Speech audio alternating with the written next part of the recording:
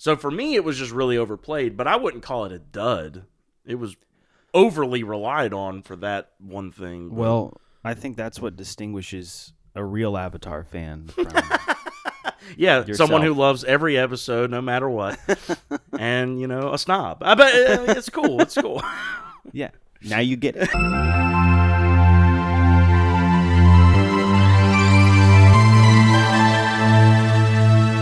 I don't know. I don't think you got a very good grasp of the show, but whatever. The show butt. Yeah, the show butt. You got to get a good grasp of the show butt. You got to grab the show butt and run with it. Hello, everyone. Welcome to episode 16 of Screenwoven. I am Chris Davis. This is Daniel. We are your hosts. This is your hub for all things story. Stories. I'm going to get it right one day.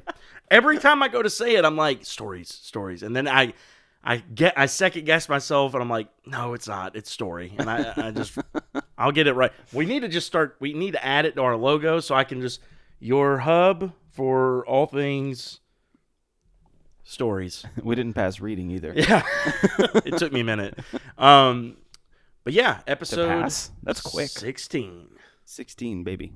We are quickly it's our approaching sweet 16. 20. I know. And the reason 20 is a milestone is because... Yeah, I keep bringing that up. I don't know if we've explained it Yeah. on. Go ahead. Apparently, something like 80 to 90% of podcasts just drop out before episode 20. They never make it to 20 episodes. Yep. And ever since he told me that little statistic, I've been eyes on the prize. That's where I'm at. So that's why I keep bringing that up. If I haven't said that on here, my bad. Y'all are probably like, are they stopping at 20? What they retiring? They're hanging the jerseys up in the rafters? No. We're just going to pat ourselves on the back very prematurely, but it's cool. That's right. It's cool. Maybe our 20th episode will be the one. It'll be the one. Yeah. Probably won't be, though. No. But in this one... That was a weird laugh I just did. Did you hear that? I didn't think it was weird. Well, it sounded more like a chuckle. It stuttered before it started. Yeah. I guess because I was too busy trying to think, okay, where am I going with this segue? And then I wasn't paying attention. But like a Segway scooter? Yeah. I just didn't want to fall off a curb or anything. Yeah, that makes sense. Oh my gosh, I saw someone actually legitimately on a main road riding a Razor scooter, the old school push with your leg Razor scooter.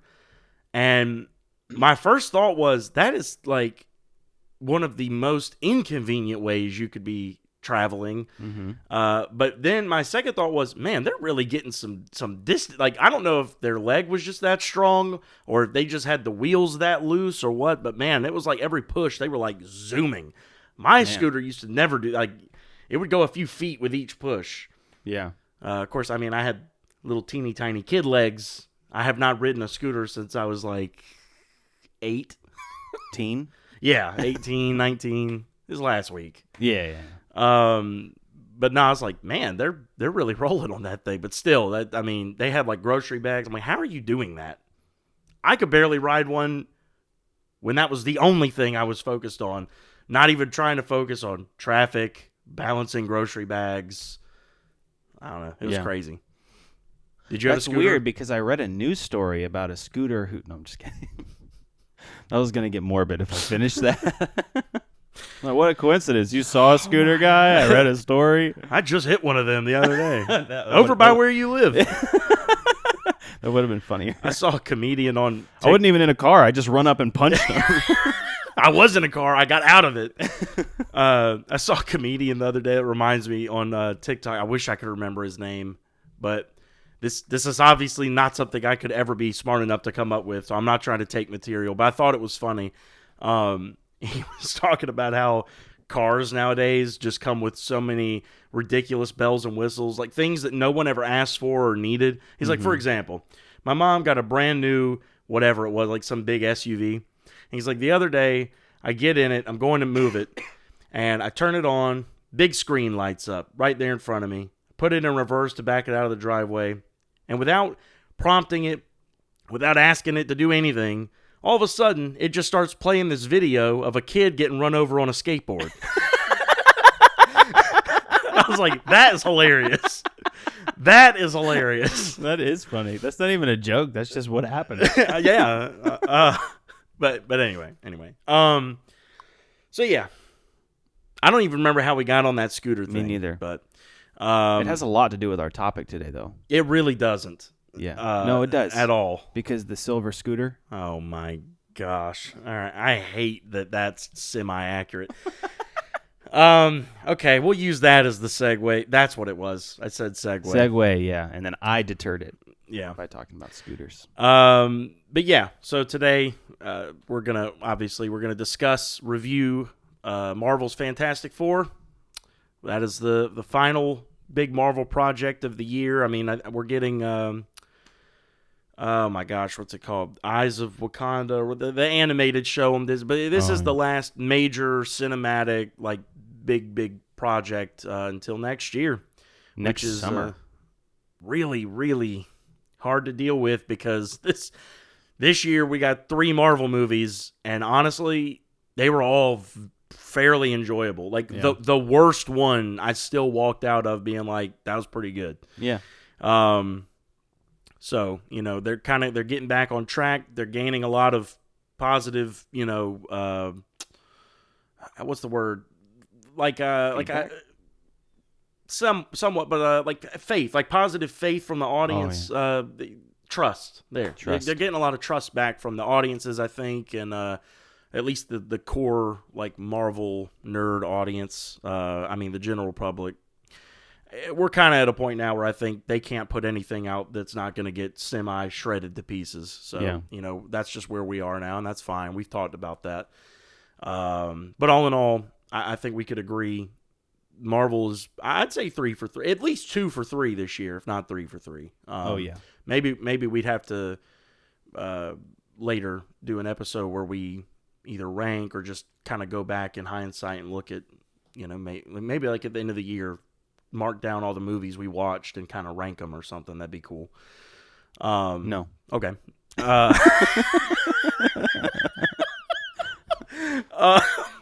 That was easy. Yeah. But yeah, so kind of kissing the summer blockbuster season goodbye with this episode. It's bittersweet. I think we had a pretty good run this summer. There were actually a few that I wanted to, or at least a couple. No, there's a few that I wanted to see that I didn't get to. Never got to see the last Mission Impossible. Oh, yeah. Never got to see F1. I heard great things about that. And even before it came out, I had one of the last movies we went to before it came out, which it might have been Captain America. But one of the last movies we went to, I saw a trailer for that, and I was like, you know what? I'm actually kind of getting sold on that movie. Like, I think it's actually going to be a really good, entertaining movie. So, never did get to see that. And then I know you weren't really interested in it, but the Jurassic World, just for the sake of having something to, rip apart a little bit, Oh, sure, yeah. But oh boy, yeah. okay. I just looked this up because you reminded me. So the final Mission Impossible will start streaming August 19th. That's not that far away. Okay.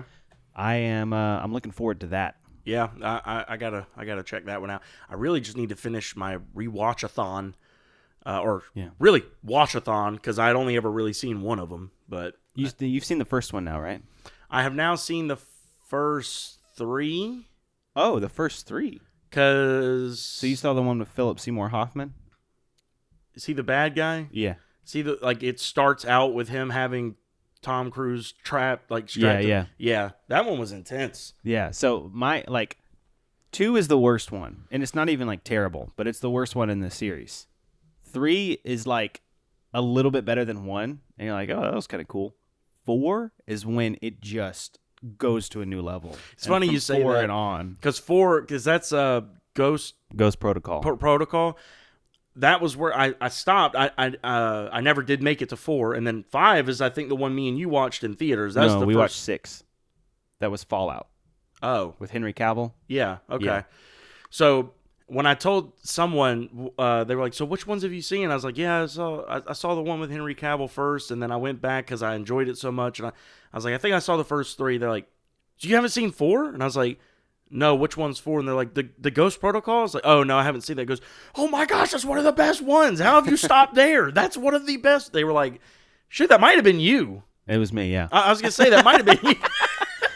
Well, at least what you didn't do is like stop like at the end, like right before the end of one of the movies, like right before the last ending scene happened. I probably did. That I was watching them all on Prime, so. That was a callback to a previous episode for anyone who is a fan of this. Mom. Yeah. Hi, Mom. No, yeah, I was really enjoying them though. I need to finish going through them so I can watch the newer ones. But so we never did see that F1, Jurassic World, Rebirth, or whatever. Was that it? I can't remember if there were any. Well, I did go see the live action Lilo and Stitch, the live action How to Train Your Dragon, and you went and saw that? Mm-hmm. Was it good? I thought maybe we didn't talk. I mean, actually, I would say, I don't know if you remember, I know I talked about the live action Lilo and Stitch on here. And if you remember at the time, I told you, like, it's the best live action adaptation I've seen, which is to say, far from perfect, but like, it's not like a high bar, but it was the best one I'd seen. But they changed a lot that I didn't like in it. Yeah. No Gantu and things like that. The How to Train Your Dragon is probably the most faithful live action adaptation I've ever seen.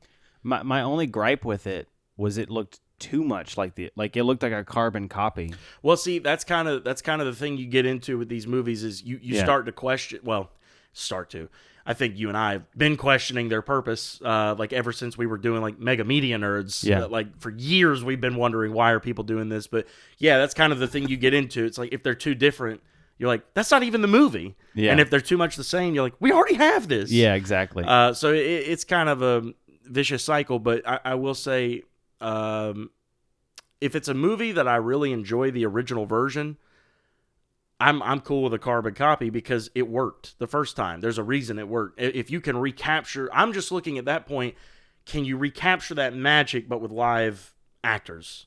Sure. And I'd say they did. They did a really good job. I liked that one better than the Lilo and Stitch one. Might be worth a shot. So, yeah. but yeah. So I mean, we're moving out of the summer season, moving into fall.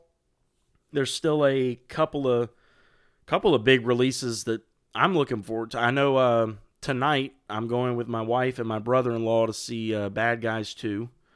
Okay. I'm really just going because my wife and my brother-in-law want to go.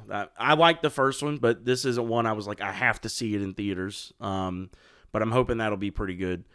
And we still got Nobody 2 in August. Oh, yeah. Naked Gun comes out, I think, this weekend. I think either this week or next week. I think it's this weekend. Man, I wonder if I can just sneak into that theater while they're watching Bad Guy 2. I've heard great things about the Naked Gun, by the way. Oh, really? Great. Jeremy Johns is a movie reviewer on YouTube that I trust a lot. I've followed him for years. He's pretty fair. Mm-hmm. And he said he was very surprised walking out of it, how much he laughed. It was very, very funny. Obviously a mix of like, you got like your dad joke kind of material in there, but it fits because it's the Naked Gun. Yeah. And then like other kinds of jokes thrown in as well. He said it was very funny. It debuted with 100% on Rotten Tomatoes from critics, and it was the highest debut for a comedy in like 13 years or something. Amazing. So it's gotten really positive reviews. So I don't know if that's one you want to go see or not, but I'm definitely gonna go check that one out. I probably won't see it in theaters. Okay. You know, that I'm interested, though, to see. That's an interesting stat because I feel like comedy as a genre has really dropped off since it's like really the Jim Carrey era. Like Adam Sandler, it was kind of, but even Adam Sandler's, like, his stuff was good, but it wasn't nearly as good. Like comedy was at like peak level in the Jim Carrey, and I'm not saying just because of Jim Carrey. I'm just saying, yeah, I get what you're. I mean, like Bill Murray, like the guys who like the modern comedy genre. Well, I'd say that the '90s to the early 2000s was really the peak of the comedy movie. You had the Adam Sandler run of like Happy Gilmore, the one where he goes to school, Billy Madison, Waterboy, Big Daddy, yeah, Mr. Deeds, like 4, 5, 6. But then Jim Carrey, you had the Ace Venturas, The Mask.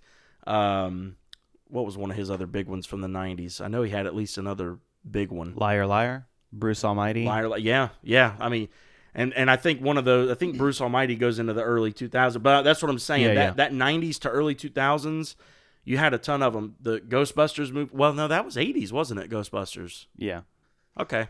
Bill Murray was like the forerunner for that stuff. It had like a 20-year golden age, like from the 80s to the early 2000s, and then after that it's kind of slowly tapered off. I mean, by the time we were in like high school, you still had a few coming out, but like anymore, it's really rare to see a just a pure comedy. Yeah, that's not like an action film with a comedic element or a romantic, like a rom-com or whatever. Like it's really rare to just see a pure comedy. The last one I remember, Anchorman 2, I think, is the last one that was... Well, no, because Tag came out after that. Oh, I didn't even see that. Yeah, you've told me about this before. I need to Tag watch is it. so good. You know what I was thinking we should do after this episode, since we're like kind of just done hang with out, go eat lunch or something? Yeah, sure. Friends. That was the weakest high five It was ever. terrible, but I knew it'd be worse if I was like, can we redo that? Because that's like classic white guy stereotype that we redo high fives. So I was like, I'm not doing it. Yeah, I'm with you there. We own our terrible high fives. Yeah. I was thinking, I really want you to see Stranger Than Fiction because right. Yeah. So I was gonna say you should pick a movie for me, and then we should do an episode where we've watched. Are we gonna battle comedies and see whose is funnier? Well, Stranger Than Fiction isn't a pure comedy. It's a dramedy. Oh, okay. So it's funny, but it's also like you leave the movie going like, wow, that was really good. Like it kind of a little deeper than just a comedy. Yeah, I got you. Okay, yeah, fair enough. We'll have to start planning some of those out and see what we're gonna do next. But yeah, I do want to see that. So all that to say, Naked Gun for me, it's a breath of fresh air to see just a pure comedy in the theaters, and it's doing well. People are enjoying it, and especially, I think I told you that I was so worried with this being a remake or like a remakeable as they're calling it, because it's a reboot really, but it follows the original thing. Like Liam Neeson's playing the son of Leslie Nielsen. Oh. So like it's in the same, universe. It's a sequel still kind of, but it's really a remake also. So I was really nervous about that. Still not sure until I see the movie how I'm going to feel about Liam Neeson as Frank Drebin. Jeremy Johns kind of talked about how like him being so serious is kind of what helps sell it. And I believe that, but I've just got this thing in my head that I think Steve Carell could have done that and achieved it. To me, Steve Carell does this just look at The Office. He does like the serious thing, but for a comedic purpose so well. Get Smart. Get Smart, another great example. Yeah. Actually, kind of in the same vein because it's like he's not a cop, but I mean it's similar. So yeah, but anyway. Yeah, all that to say, sadly, moving away from the summer blockbuster season, but we still got some pretty cool releases in the fall to talk about, and then plenty of other movies. We've been, like, making a list of... We still got a huge list of topics we wanted to talk about on, like, our little shared note thing, so... Still plenty to talk about as we move away from it, but sadly, we are a year away from the next big Marvel blockbuster. But that is why you are so lucky to have us to listen to, because we're going to be so entertaining until the next Marvel movie comes out. We're going to get you through it. It's going to switch from you're no longer listening to Screenwoven to hear more about the Marvel movies you wanted to see. You're like tuning into Screenwoven because it's so entertaining. Mm-hmm. It's going to be Marvel level entertainment of comedy and just... You need to believe in what I'm saying, Chris. I was going to say, I don't think I could have been less believable with my weak little Like, even I sound sad about it. You're, like, crying in the back. Like, I'm going to miss you, Marvel. No, yeah, we got plenty to talk. It's going to be fun. I'm sure it's no secret on here. I'm a huge Marvel nerd, and I'm really, really, really looking forward to the next big things they're moving towards. We are going to actually talk on a little bit of that today. You had said before we started recording there were some things you wanted to talk about as well. Well, I want to. It's related to Fantastic Four, so I think we should do our review first. Okay. But just not make it. I mean, I don't think this review is going to be as long as Superman Probably because not. I think we both pretty much feel the same. There might be a little bit of discussion, but things I've looked up about Secret Wars have led me to some things that I feel like would be interesting to talk about. Okay. So, Well, do you want me to touch on these other little things before we jump into the review, or? what are you sure? What other little things? So just a few little movie news tidbits. I think one is actually still related to Fantastic Four, but so yesterday, official production started on Spider-Man Brand New Day. Oh, I thought you were going to say the Looney Tunes, the Coyote. Yeah, there's been a release date announced. Thank goodness. August of next year. I think August 8th, maybe. Could be wrong on that, but it's August of next year, so we're about a year away from that. I know you're excited about that one. I am very excited about that. I'm still so happy that Warner Bros. Finally came to their senses and just let this Ketchup Entertainment or Animation, I think Ketchup Entertainment, take it off their plate and just run with it. I think it's going to be really funny. From what I understand, James Gunn had his hand in it, and oh, cool. A lot of people might not know this, but I grew up with the live-action Scooby-Doo movies 1 and 2, and he did those too. James Gunn did those? Yeah. Wow, I didn't know that. Yeah, so like he's really good at taking like old cartoons and like making them into like real movies. He's got a lot of range as a director. He really does.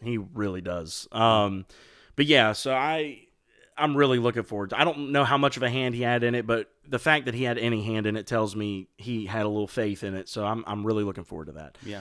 But no, so brand new day. Yeah, new day. Yeah, production started yesterday. So there have already been some set photos leaked and things like that. Nothing too oh yeah. I haven't seen any. Nothing too crazy yet. They've shown like pictures of like buses with the New York like thing wraps on them and stuff, street signs and stuff that they're putting out. But the biggest thing I saw leaked was a wanted poster that has what appears to be Professor Hulk's face on it.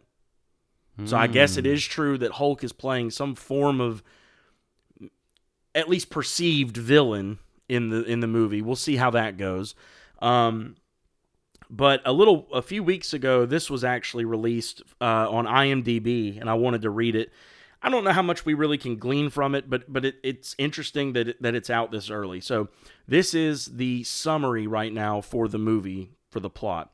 It says, after the world has forgotten his name, Peter Parker begins a new chapter in his life, balancing college classes, part-time work, and his responsibility as New York's friendly neighborhood Spider-Man.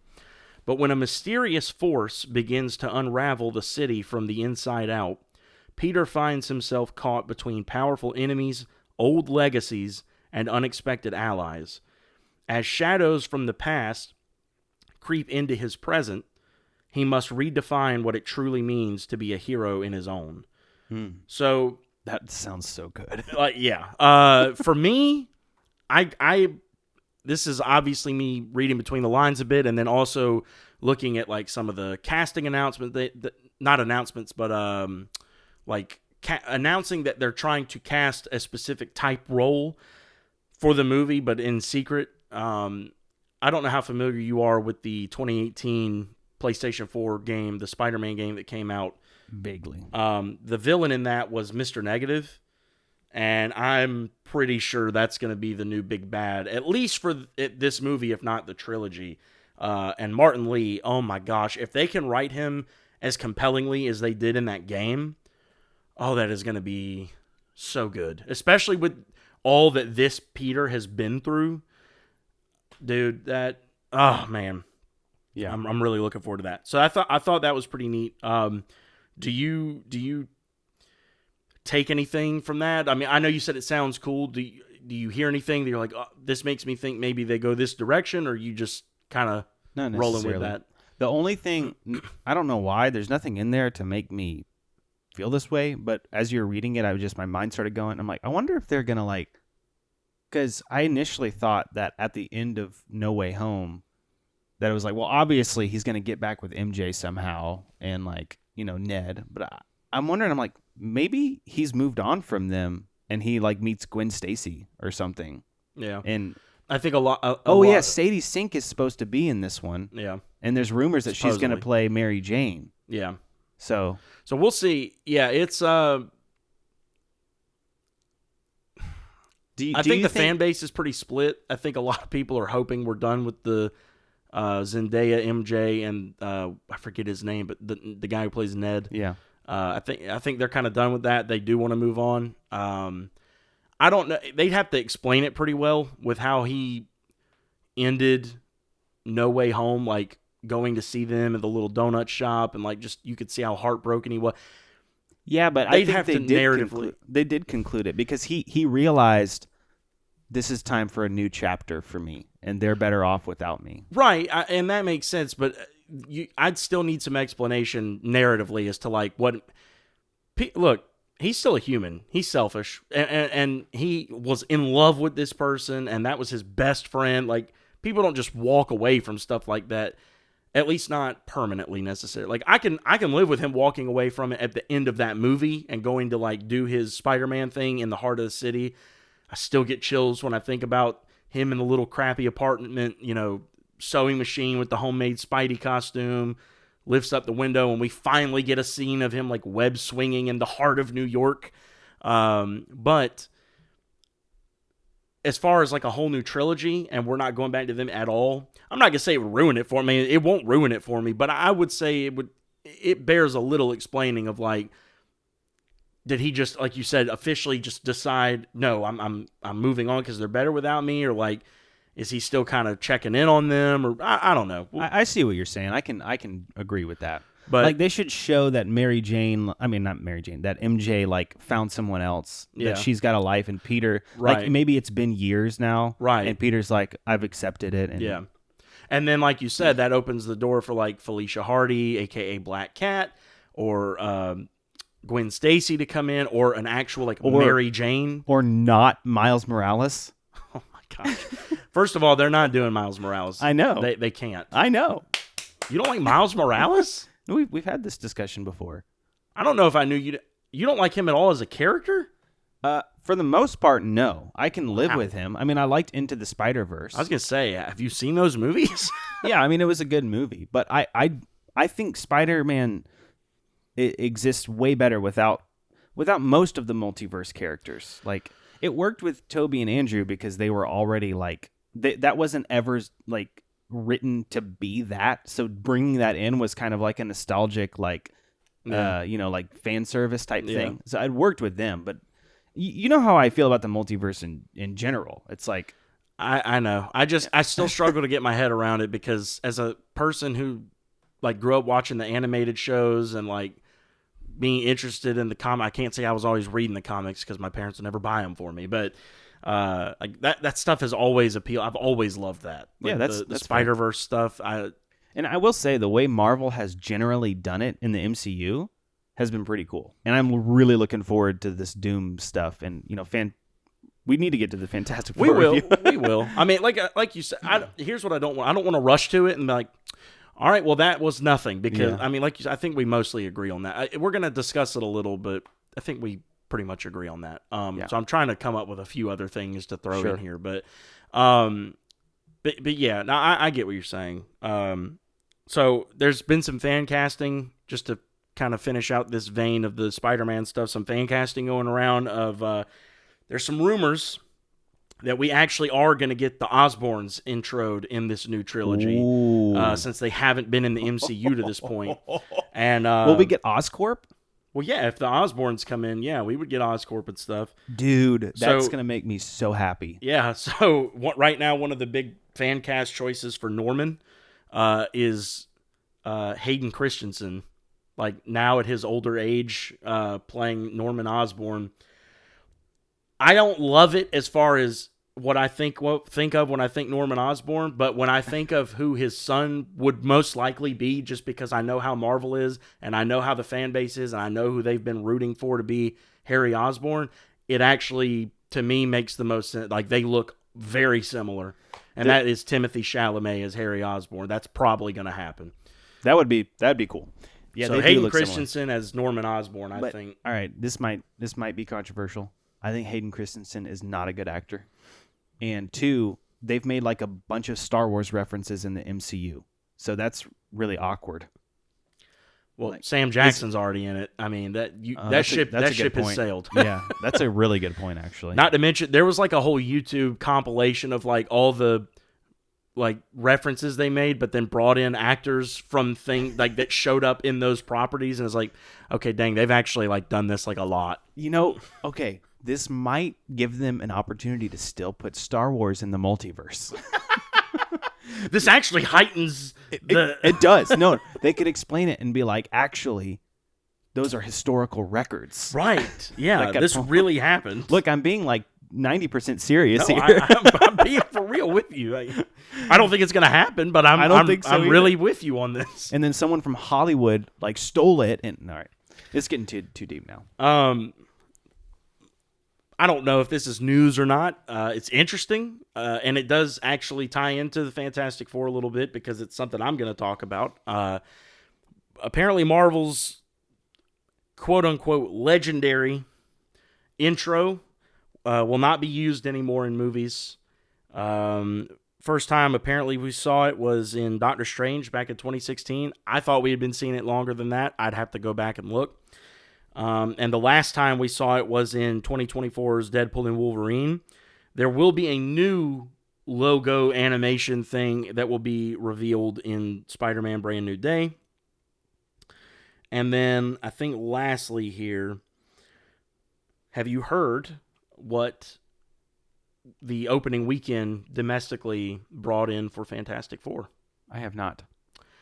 Opening weekend, not week, just the weekend, for Fantastic Four, whose budget was $200 million, brought in $218 million.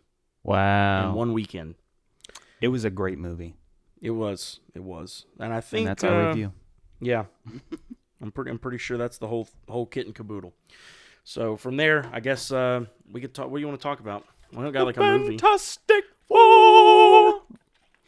All right, let's break it down.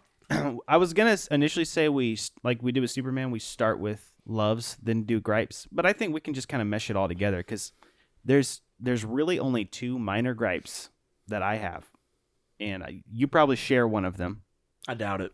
No, I think you do because you made a face in the movie theater whenever it.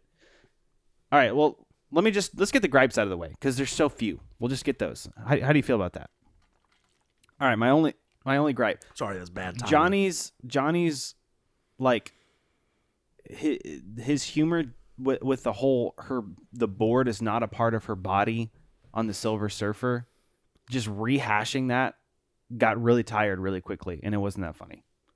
You know what I'm talking about? Where he kept being like, the board is not a part of the body. I know what you're talking about. I mean, for me, that I wouldn't call that a gripe because he only brought it up twice. He asked her. He brought it up 4 times. He asked her about it. He brought it up, or 3 times, I'm sorry. He brought it up sometime when they were fighting or whatever, and then it was at the very end, too, when he was in the... When Sue knocked her off, and he said, board, not part of the body. No. Then at the end, when he's in the makeup chair, and the lady... Oh, right. And then it turns out the board is not a part of the body. And I'm like, do you have no other jokes? You know, small gripe. Okay, it didn't take me out of the movie. I was just like, for all me, right, I wouldn't call that. Don't get me wrong. I'm not going to sit here and say I found it like especially funny. But that's it. Just Johnny, the character Johnny, is supposed to be really like charismatic and like, you know, he like the Chris Evans Johnny Torch in was a hoe. He was, but he was funny. Like he did the thing. Like he made the thing, put whipped cream on his face and stuff. Like the stuff he did was actually funny, and he was annoying and arrogant and stuff. I loved the Johnny character in this movie. Don't get me wrong. I'm just saying that attempt at humor kind of like didn't fit him. It didn't mesh well. Very, very minor, like grain of sand level nitpick. I mean, it's I get I don't. That's not the one you thought I would share though. Yeah, it is. I thought because you made a face when he was in the makeup chair. You went like he looked at me and I thought, I guess he feels the same way I do. I was probably just like throwing my hand up like, oh my God, like with the board thing. Like don't get me wrong. I get what you're saying. I'm not saying I was like, what? That was hilarious. Yeah. But I don't remember in that moment. And like I said, I saw it. Well, I don't know if I said this. You knew this, but I saw it twice that night because we saw it, and then I waited, and my wife and my brother and all them came up, and we saw it again right after. So, in both showings, I don't remember necessarily being like, oh my gosh, the board thing. I get it. And like you said, if I was going to gripe about it, it'd be a small one. But to me, that's maybe what it is like I just expected at this point, because that's like classic Marvel quipping. I disagreed with that. Usually Marvel quipping is a lot more clever than that. Nah. Like I think it would have been funnier if like it was only 2 times, because when he first asked her, that's when it felt like that to me. I was like, all right, that's kind of funny. Like, so is the board a part of your body? But what should have happened is when it actually came off and he saw it, he should have just said, I knew it, or something like that. And that should have been the end of it. But it was like the same exact phrase, and it was like it was done in like the board is not a part of the body. I will. Well, he was running out. He was dying. So he was like wheezing when he said it the second time. But I get what I'll say though. I don't want to spend time on this. It's a small nitpick. I'm not that mad about it. Well, to be honest, we have to, because this is probably the only gripes like about the whole movie. So probably, yeah. To me, and this does kind of address a larger issue in the MCU, which is the humor has not been hitting for a lot of people for some years now. And like I said, you might disagree, and maybe I'm in the minority, but based on everything I see online, I feel like I'm not. What about Thunderbolts? I'm talking about you might disagree specifically with me saying that's like classic Marvel quipping. Oh. Well, I think most people would agree that is, and in that, what I'm saying is a lot of people are kind of over the Marvel quipping thing. They're tired of that being like their one shtick comedically. I see what you're saying. And don't get me wrong, I'm a lot more forgiving than most people on. I'm not gonna like you said, I'm not gonna rip the movie to shreds. I might gripe about it here or there, nitpick it, but like I'm not gonna rip it for that. But to me, that was pretty par for the course Marvel quipping. Like I saw it and I was like, wasn't not funny, wasn't hilarious. Like it was kind of cutesy or whatever, but it's kind of what I expect going into a thing like this. They've just gotten to a point where they don't let any moment breathe. They always undercut a moment with a joke. Always. Well, I know what you're saying with that, but I actually think they did a really good job for 99.99999% of this movie not doing that. They let some moments sit. In this movie. They did. But I was more, I guess, burying the lead with that. Like, yeah. But anyway. So what was your other gripe? It was the one I told you when we came out of the theater. It was just that they laid so heavy into the multiverse stuff. Like, and you said this before. It's like, well, it's because we all know where it's going. I'm like, yeah, but that's my point. Like, I know where this is headed, especially with Doom being Iron Man. Like, you've given us enough hints to know where this is eventually going. Well, we don't know that. With Robert Downey Jr. Oh, sorry, I didn't mean to say Iron Man. I meant to say Robert Downey Jr. as Doom. Right. Like, you've given me enough of a teaser already to be like, okay, I see what you're like trying to lead towards here. That if you're not gonna do anything in this movie, like that's all I need. But they did it so much, and even leading up to it, Marvel released a list of movies that was like, here's all the movies you should watch, and all of them were heavy multiverse. I really wish I had known you saw that tweet too, because I would have told you, like, dude, read the comments before you put anything into this list. It doesn't matter. Well, I wasn't even putting anything into that list necessarily. It doesn't even matter what the comments said. It matters that Marvel did it. It's like, right, but let me just finish my thought here, because like no. All of the lists on those movies were heavy multiverse stuff. Doctor Strange, Multiverse of Madness, Loki. Like, Loki was so heavy multiverse. I mean, he is the guy who's holding all the multiversal time things. And seeing Loki made me be like, man, if they don't deliver on that in some degree, it doesn't have to be a central part of the movie. It could have been a stronger end credit scene, and that would have been fine with me. And they could have done your thing with Doom, which is probably your tiny gripe, but I'll talk on that in a second. But anyway, then in the movie, they started it out Earth 828. Like, it's like they're just like milking it. And then there's a scene where Mr. Fantastic is explaining how the multiverse exists to all of his students. They nearly get sucked into a black hole at some point, which is like, is this going to take them through the multiverse? They started messing around with portals, and they were like, we're going to transport the whole Earth to a different spot. And I'm like, is that going to take them to the multiverse? I mean, they milked it so heavily and didn't deliver at all on that multiverse thing. Now, it's kind of like a similar gripe that I had with Captain America Brave New World, where it was the promotional issue, not the issue with the film.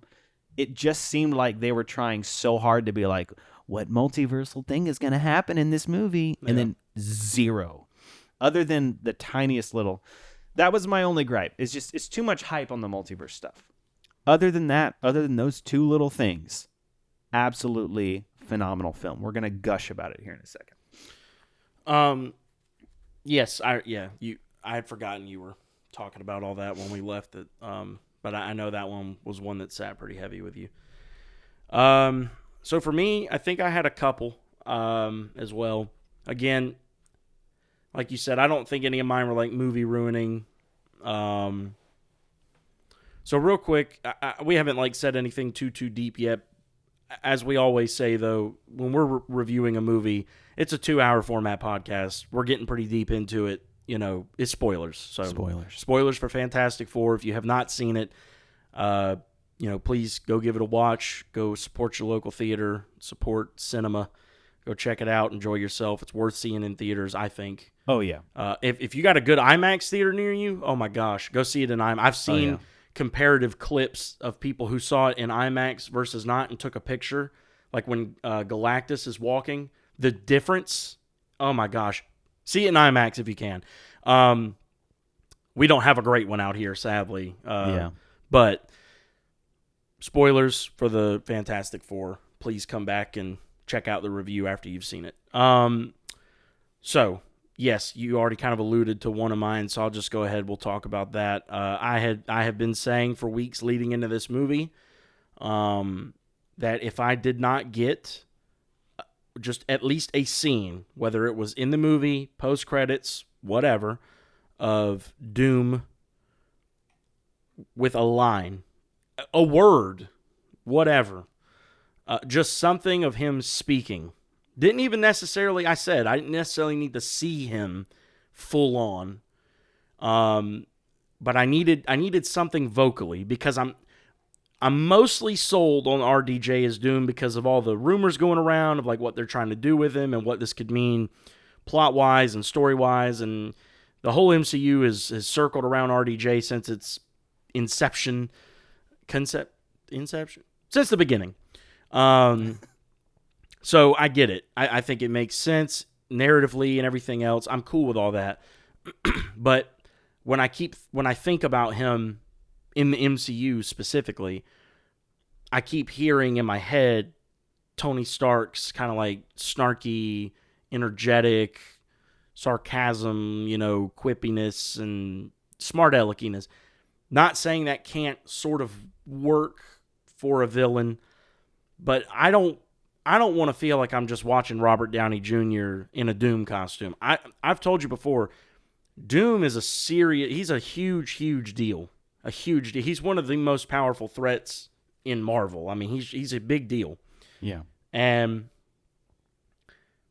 at first, a lot of people were mad when RDJ was announced as the casting because they were like, you're taking one of the most important Marvel characters and turning it into the Robert Downey show instead of it being about Doom. It shouldn't be about the actor. It should be about the character.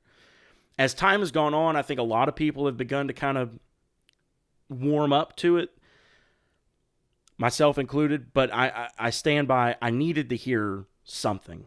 Yeah. And for those of you who've seen it, obviously the mid-credit scene, we get Sue Storm reading to Franklin in their little living room.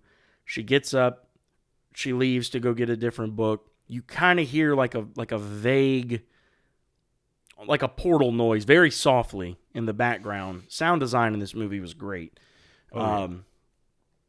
And as she walks back in, I don't know if she senses something before she sees it, or if the angle, because they shot it kind of odd, like they're kind of like panning the camera up on her.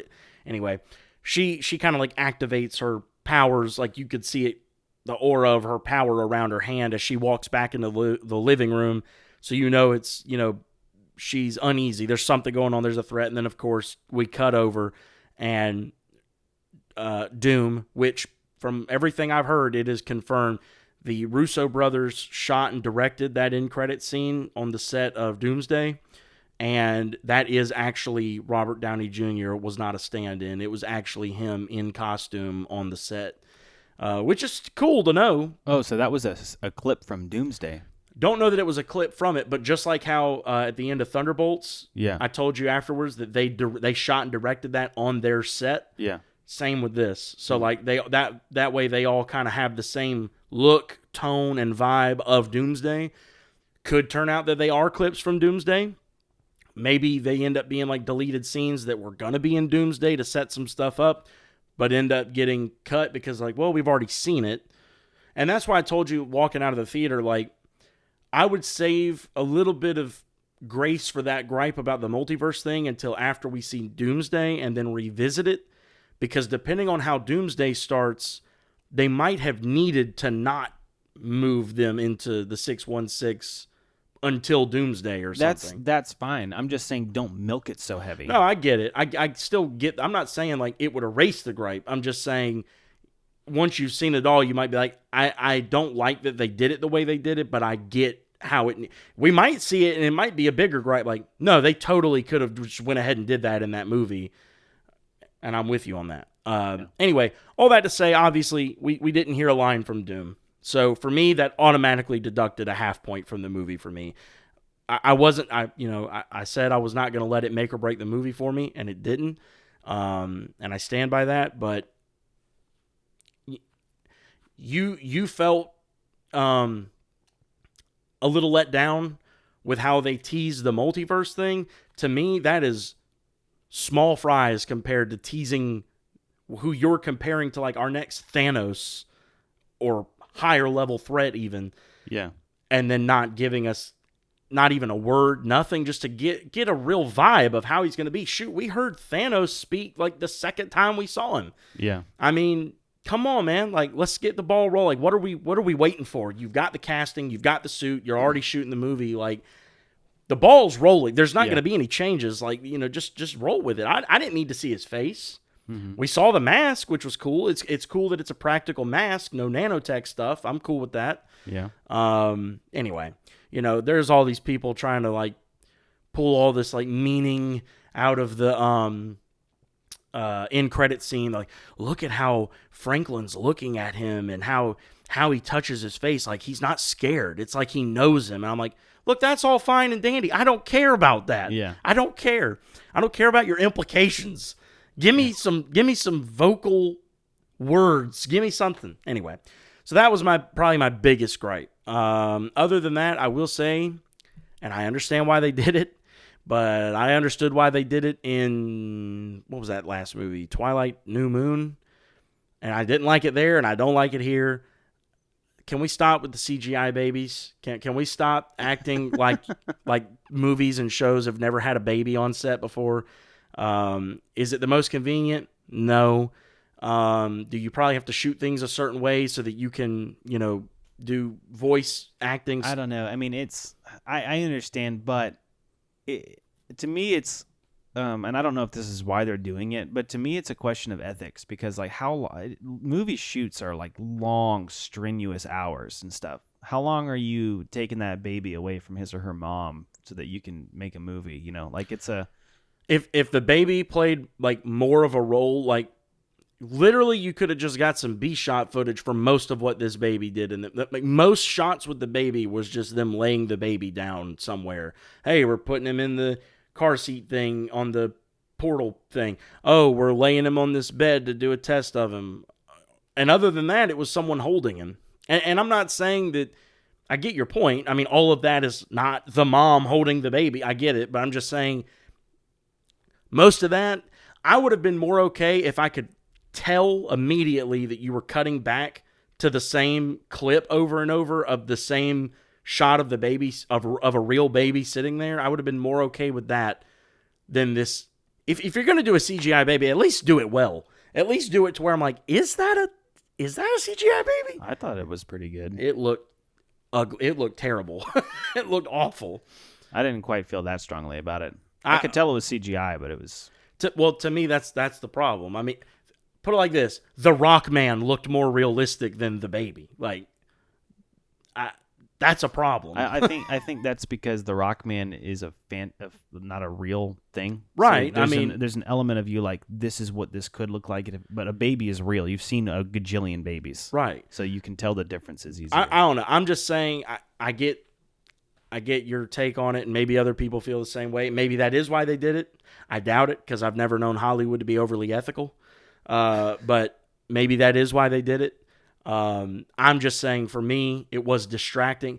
It'd be different if I saw it and then later walked out of it and was like, oh yeah, I mean, I didn't love that, but like, I didn't even think. But like, every time the baby was on screen, I was like, oh my gosh, they couldn't have done something to I don't know, all the edges of, like, it just looked so soft. I mean, it looked fake, and to me, that was distracting. And in a movie where we've got men the size of planets and cities and rock people and dudes who light on fire and stretchy arms and stuff, which I have a gripe on that too. I don't know. It just, to me, the baby shouldn't have been the thing that I was like, that did not look good. Everything else looked great. Like, all the other visual effects looked, I hate it, but fantastic. Look, everyone who's reviewed this movie has done it. I'm doing it too. They look great. But the baby was a hang up for me. I didn't even think the baby looked that bad. To me, I've seen worse. Like I said, Twilight, New Moon, or whatever the last Twilight movie was, where they had Renesmee. So wait a second. You had another gripe about the stretchy man? Yeah. I think that whenever he's not in his superhero costume, the stretchy arm thing would have looked a lot better and more realistic if whenever he's like, there was one scene where he's writing on the chalkboard and he's in a lab coat and he stretches out his arm and they stretch the sleeve with it. Oh, yeah. No, I'm sorry. No, just do the arm. Just let the sleeve stay here and stretch the arm out, and it would have looked a lot better. To me, that does not look good unless he's in his Fantastic Four suit, because that I know you can explain away of like, well, yeah, I mean, it stretches with him. Okay, I can believe that Reed could design that. Do I believe that Reed Richards designed an entire wardrobe that does that? No.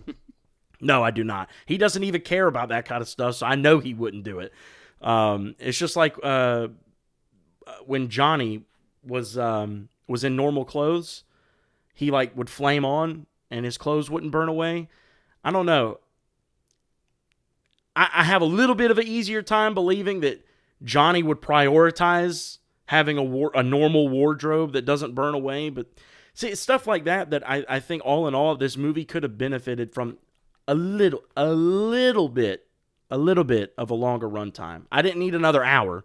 Yeah. But another 15, 20 minutes just to kind of get our feet wet with this new group of characters, new universe, and just kind of understand certain things. Like they've been the Fantastic Four for a little bit already in this film. So yeah, maybe he does just have clothes that don't burn off, or he does have clothes that stretch. But it'd be nice to know that kind of stuff. Like, I get that a lot of these directors nowadays, they're kind of done doing the whole origin story thing. And I think that that works for certain things, like Spider-Man Homecoming. Yeah, we probably didn't need Peter Parker's origin story. Superman that we just watched, we probably didn't need Superman's origin. There's been so many Spider-Men and so many. But the Fantastic Four, they've only been done... Really, this is the third time. Yes, there was like a really, really, really, really, really old movie in like the 70s or something, but I don't count that. This is really the third time they've been done. I think we can all agree it's the best they've ever been done. Oh, yeah. And I just think it could have benefited, especially since they're a puzzle piece that is being moved into a much larger picture. A little bit of an origin to kind of like get you familiar with them. I don't need to see them fly into space necessarily. I get that part. We get how they got their powers, and they alluded to it in the movie. So I'm cool with all that. But just things about their day-to-day would have been helpful. Yeah. All in all, and I know I'm being a little harsh on the way I'm saying all that, but all in all, I still think I give this movie like an 8.5 out of 10. That's it? Well, it would have been a 9 out of 10 had I gotten a Doom word. Dude, this is a 10 out of 10 for me. I can't call it perfect. I can't. Oh my gosh. I can't call it perfect. We're going to disagree more than I thought. If I call this perfect, then I have to say that it's better than No Way Home or Infinity War or heck, the first Avengers movie. I mean, they're like epic crossover movies. Shoot. Well, nah, I'd say it probably is better than Thunderbolts, but well, I don't know. I don't think it's better than Thunderbolts. I don't know. That's what I'm saying. And I didn't give Thunderbolts a 10. Well, I guess I'm thinking about it as for what it is, for what they were trying to do with it. Like, you know, as far as a movie goes, storytelling, the immersive experience. I mean, I was sucked in right away. Don't get me wrong. I really enjoyed it. I was immersed pretty much the whole movie. Like I said, the baby thing, anything that makes me in the middle of a movie kind of take a step back and go, wow. And like all of a sudden I'm in my theater seat and I'm pondering instead of I'm in the movie, watching a movie. That to me is a hang up.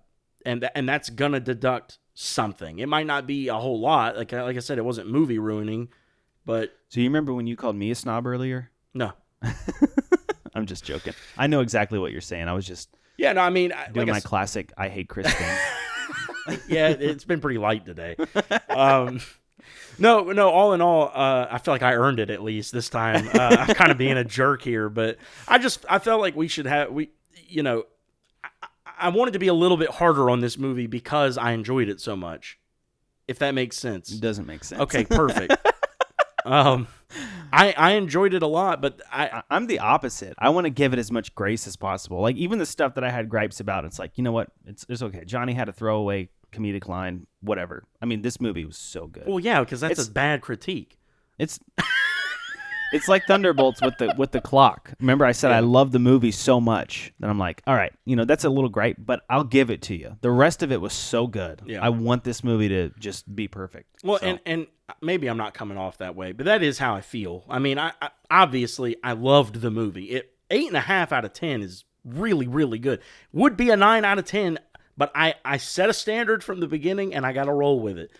I'll say 9.5 out of 10. And how about that? Because absolute sheer perfection, if that's the standard for 10, then this got just about as close to it. This and Thunderbolts got just about as close to it as you can possibly get. I'd say that's fair. I mean, I'm not mad at that. Like I said, mine would be a 9 out of 10 other than that one thing. Or it would be a 9 out of 10 if, like, the baby thing didn't bother me so much or the stretchy. Like, there was just certain things that in the movie, like, I think I even made notes about it in the movie because I was like,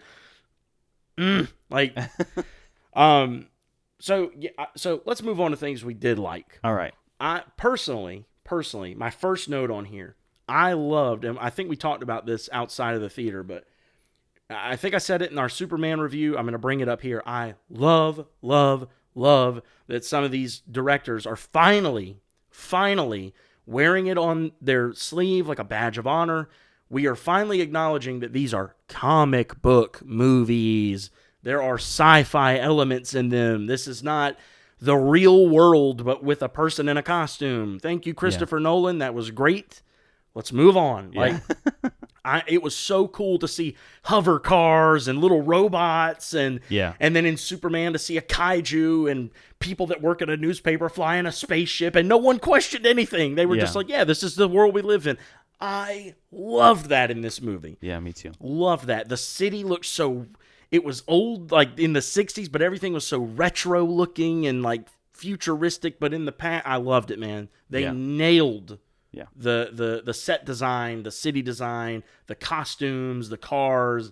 Love that. You know the whole New York is its character thing that you were talking about? They nailed that. I thought the same thing. I was like, here we go. Raimi influence again, just like it's Superman. Very Raimi here. Yeah. How the kids, lift the car. Yeah, And he acts like he's going to throw it at him. And like, dude, I love that, man. It makes you want to live there. It does. Like it really feels like it's a huge city, but it feels kind of like homey. Yeah. Man, yes. I love that both of the big, well, two of the big superhero movies that have come out this year have done that. They've kind of pulled from that Raimi trilogy, Spider-Man, and been like, we gotta bring some life to the city. Mm-hmm. We gotta make it feel like these people aren't just ants on the ground, and they did a great job. Oh yeah. So I loved that. You got anything specific on that? Well, no, just any other like thing that you were like, oh, I loved that. I mean, I agree with that for one. Specifics. It's like, this would be a really long podcast if I talked about everything I specifically liked. Right. I'm just talking about highlights. Yeah, I mean, okay. Sue Storm in this movie is my favorite female superhero I have ever seen in a movie. I'd have to agree. I just adore her. Like, she is my... That's... I'm telling you, that is the best way I have ever seen a female superhero portrayed. I thought I was the only one who felt this way until I saw someone else post it on Twitter, and I was like, "Oh, cool! That line hit the same for someone else that they went out and posted about it." When they're leaving Galactus's thing and they're being chased by the Silver Surfer.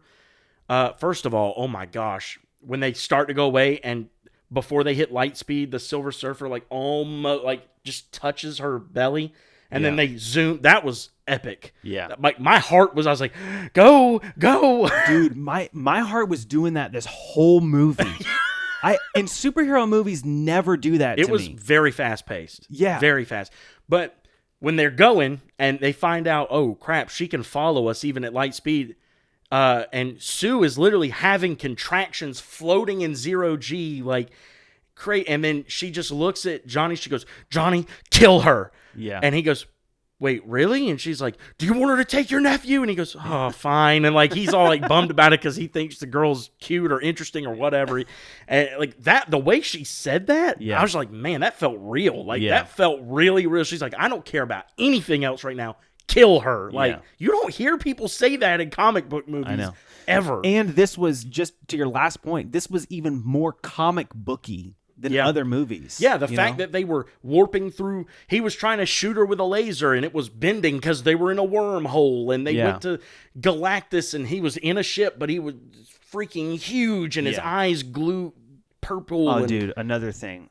It's going to be hard to just stick on one topic because as you talk, here we go. We're in the gush part. We're just gonna go everywhere. Galactus was terrifying. Very, very, very. I felt chills like when he showed up, and I was like, movies don't usually do this to me. Yeah, and I was so immersed in this movie though, and I thought this huge freak, and then he's going after the baby. Like that's when my heart was like, oh, because the way they set it up. Dude, I'm just going to go ahead and tell anyone listening to this at this point, if you have a child or children, this movie is going to resonate with you. Oh, yeah. Because Daniel and I both, when we left, were like, I think that really hit me harder because I'm a parent now. A new parent specifically. And a new parent at that. Yeah. Like, we both have kids under the age of 5. Like, mine is still essentially a little baby. Under 2.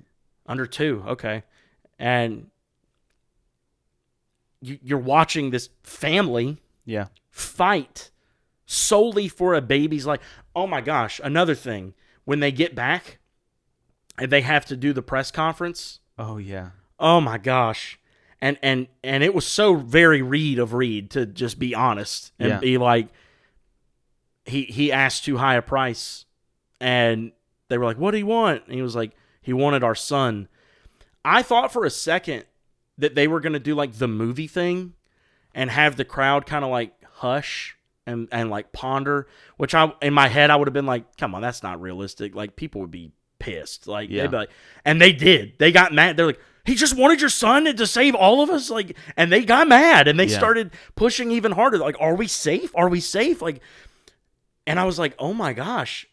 They are really nailing like human nature here. Yeah. Like mob mentality of, dude, I don't care about your kid. What about me and my whole family and all these people and their families and our friends and the whole world? And Reed talks about later when they're sitting at the little dining table having coffee, like, their logistical thinking is ethical because they don't have a different solution. And it's one person for a billion people and blah, blah, blah, blah, blah. He's like, the math works out. It's not ethical. Well, I know that he said that. He said that. And to be fair, I get what he means. Like, I'm with Sue. Bump all that noise. Yeah. I get it. But I'm just saying, I get where he's like, if you're on the other side of that and it's me and my whole family and everyone I've ever known and loved and cared about versus one person, it is hard. It is hard to take yourself out of your own shoes and be like, well, you nailed it when you said human nature. Yeah. Because our gut reaction is to be like, what about my child? To survive. You know? Yeah. I mean, it's other people's children too. Like, it's not just, I think it's human nature. That doesn't necessarily mean it's ethical, because I think human nature leans toward being unethical. But yeah, that would be what people would do. It's like, well, I got to protect my children. So, it that was really heavy. There was a lot of really. By the way, on that note, when they came back and they landed, and everyone's like going crazy, and Sue had just had a baby in space, and they're walking out of the ship, and Reed's like, "Hey, we need," and the lady, their like press person, like cut him off. Is like, "We need you to make a statement," blah blah blah. And I was like, "Dang, man!" Like, I think that's another thing this movie did a good job of touching on is like the price of notoriety. The price of fame, the price of they're the only heroes in that universe. There's no Avengers, there's no Spidey, there's no X-Men. Like, it's just them. So they did a good job of like hitting on, they're kind of celebrities, and that's all fun and games when it's fun. But then your wife has a baby in space, and you just landed, and you almost lost her and the baby, and there's this giant, literally larger-than-life threat out there on his way to destroy your planet, and you just need something for your wife to make her comfortable, and you have to go talk to the public right now. Mm-hmm. That in itself, that little moment, they did a really good job at little moments, just really resonated with me, and it was so good because it was subtle. I don't even think a lot of people probably realized that he went to speak and she cut him off, and you knew he was asking for something like it just, that kind of writing you don't see it all the time anymore. I agree. And then Sue's response to it all when she takes the child out, and she's like, and she says, "I will not sacrifice my child for this world, but I will not sacrifice this world for my child." What a great speech. Yeah. I mean, oh my gosh. Complete baloney, but what do you mean? I mean, you kind of, they didn't know they were going to beat him. I don't think that's what she was saying. I think she was saying there is another solution, and we will find it. She was basically saying that's where I am. We're going to figure out a way. And they did. Yeah, but they did. But that's that's the, I think, part of the moral of the story is you don't just snap react when you're pressed with a difficult situation. Yeah. There's almost always a better way out if you do the right thing. Yeah, they could have just tried to talk with him. Hug it out. That's obviously not the solution. But you know what I'm getting. No, I know what you mean. That was obviously it was going to work out the way it did. It was a happy ending, but like, I was like, come on, you're lying. Y'all all just sat around and talked about how y'all can't think of another way to do it. You're not lying. It was that it was a turning point. It was saying this is what we've determined. She's saying, she's not telling them we found a different way. She said we don't have another way right now, but we're gonna figure it out together as a family. That's what she said. We're gonna do this. That's what we're gonna do. We'll find a way to fix this. Did so you like she the wasn't whole lying. World coming together to build portals in like a one world government? That's totally not the same thing as a one world government. It was for a little while. No, it wasn't. It was just saying if every country builds a portal, we can get the whole world to safety.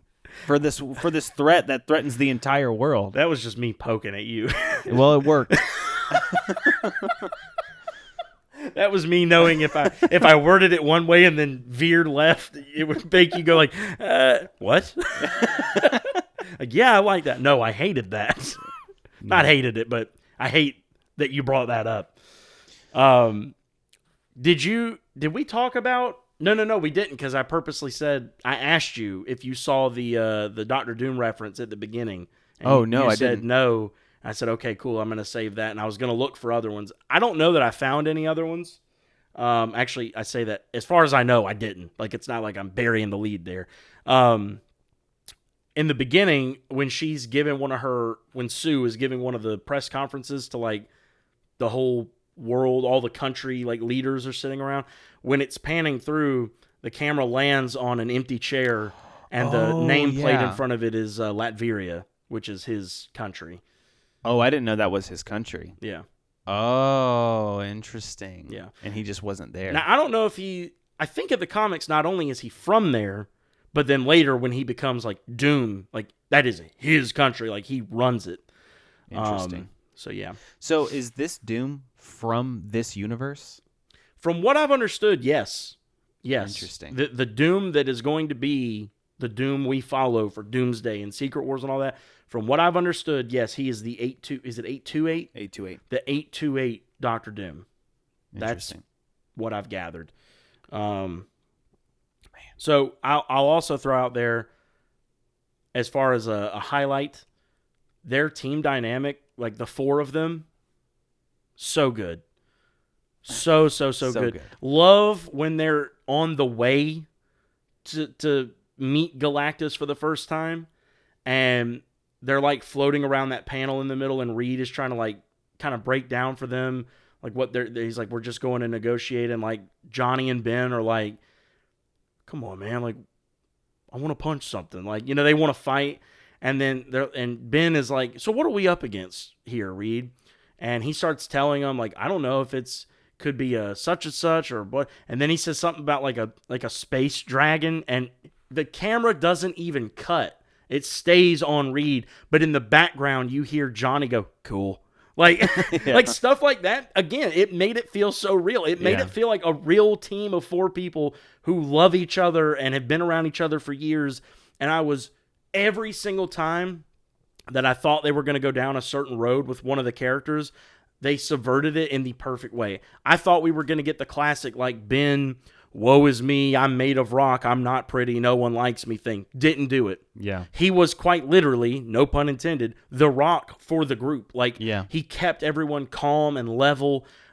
Johnny being like an idiot, empty brain, pretty boy, playboy kind of thing. No, he was actually very valuable in helping them figure out what to do. He set up the thing to actually turn Silver Surfer to their side. Yeah. Like, he convinced her, like, they made him a valuable asset to the team. Reed, I'm not going to lie to you, and I haven't talked to you about this on purpose. Going into this, did you know anything about Pedro Pascal? I mean, other than I've seen him in a few things. But, like, outside of on a show? No. So, first of all, I was not a fan of this casting from the beginning.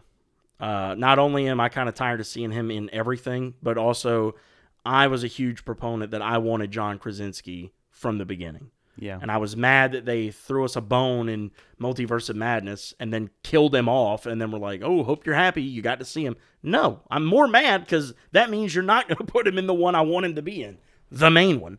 So I was, for multiple reasons, just kind of like not thrilled about Pedro being Reed. Then, going into it, like when they officially announced them at the Comic-Con 2-ish years ago, maybe 3, and they brought them up on stage, all of a sudden this whole thing started going around about him because there was some weird behavior on stage where, I forget her name. Vanessa Kirby? Vanessa Kirby. Oh, yeah, when he's anxious. He's like rubbing her arm and like pulling her hand to like hold her hand on stage, and I'm like... Yeah. And then, all that stuff came, like, people were like, that's really weird. And then it came out like, oh, well, he has anxiety. It's still weird, though. And like, what was I going to say? It was something about, anyway. Bottom line, it's really weird. And he's done it a lot since then. Mm-hmm. It's almost like he's done it more ever since it, like, became a thing. When they were on one of the red carpets for this movie, I don't know if you know this, she's pregnant. Like, in real life, she's pregnant. And, like, they were both talking to one of the reporters, and she goes to, like, walk away, and he grabs her by the belly and, like, is, like, trying to, like, talk to her more before she leaves. Wow. And then like kisses her. Like if it wasn't fully on the lips, it was very close. Wow. And I'm like, this is a pregnant woman that you're not acting with right now. Like you're in the real world right now. Like, yeah. What are you doing? You can't just say I have anxiety and then grope women and kiss women. Like, and don't get me wrong. From what I've seen in like other clips, there's like things of them in interviews and they're sitting on a couch and she's like rubbing her nails on his neck and stuff like that, like rubbing his neck. And so, I mean, I'm not saying that she's uncomfortable with it. I'm not saying that she does or doesn't like it. I don't know. As far as I know, she hasn't come out and made a statement. That's not the point, though. But that's not my whole thing is, I see everyone online talking about, how come he never gets anxious when he's next to men? Yeah, exactly. How come he never gets anxious and like grabs Ben Bacharach or whatever his name's hand, who plays Ben, or the guy who plays Johnny? How come he's never standing next to them and grabs one of them and hugs on them or something, holds them from behind and just like cuddle me? Yeah. He never does that. It's always Vanessa. And that's the other thing I was going to say. That's what I forgot. How are you anxious? You're an actor. Don't get me wrong. I'm not saying actors and performers and stuff can't be anxious. I remember a thing where Michael Jackson used to say he would get so nervous he'd be sick before every show, even like up to the pinnacle of his fame. Yeah. He was terrified, but he only went out and performed because he knew people wanted to see him. And I believe that. But he didn't grope people about it. Like, I mean, well, not that's about come anxiety. That's come out as untrue, but well, I don't think he did that. That there's a lot behind that, but that's a whole rabbit hole. Yeah. Bottom line, not part of this podcast. Yeah, no, that's just our other podcast that y'all should go check out. It's called This Doesn't Exist. I mean, a little on the nose, but I don't know.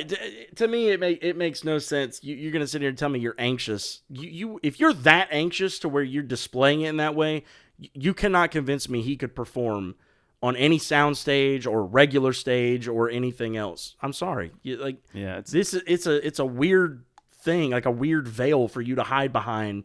Anxiety is like a buzzword now. It's like a lot of those people throw it around. I mean, I'm not saying anxiety doesn't exist. I have anxiety. I mean, me too. Yeah, I mean, sometimes.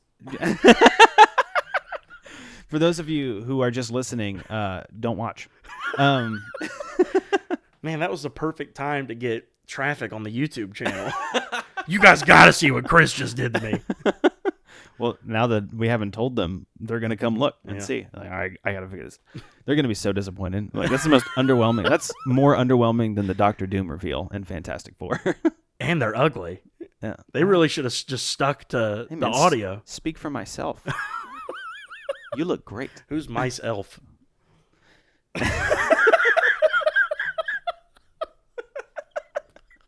He's the multiverse version of Buddy. Will Ferrell's buddy. Oh my God. You're right. I hate the multiverse too. Yeah. I win. I don't even remember what we were. Oh yeah. Well, anxiety is kind of a buzzword, and sometimes anxiety just means you're an adult. Sometimes it just means sometimes life is hard, and I don't know how I'm going to get through this. Yeah. It doesn't give you an excuse to grope women or anyone for that matter. Yeah, it's dumb. Yeah, no, I agree. Are you bringing this up because you led into this by saying that you hated the casting? So all that to say, I mean, since we were talking about team dynamic and stuff, I will say this: he was the one I was the most hung up about because of how he was behaving out in public, and then also the fact that I wasn't thrilled about his name being the choice anyway. And even I left the movie being like, he did a good job. He was a good Reed. They captured a lot of... Reed is complicated. Okay, if you read the comics, if you know anything about his history... wow. Reed. If you Richards the comics...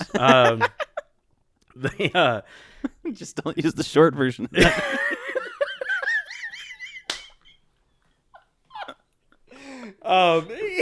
He's a very complicated, complex character.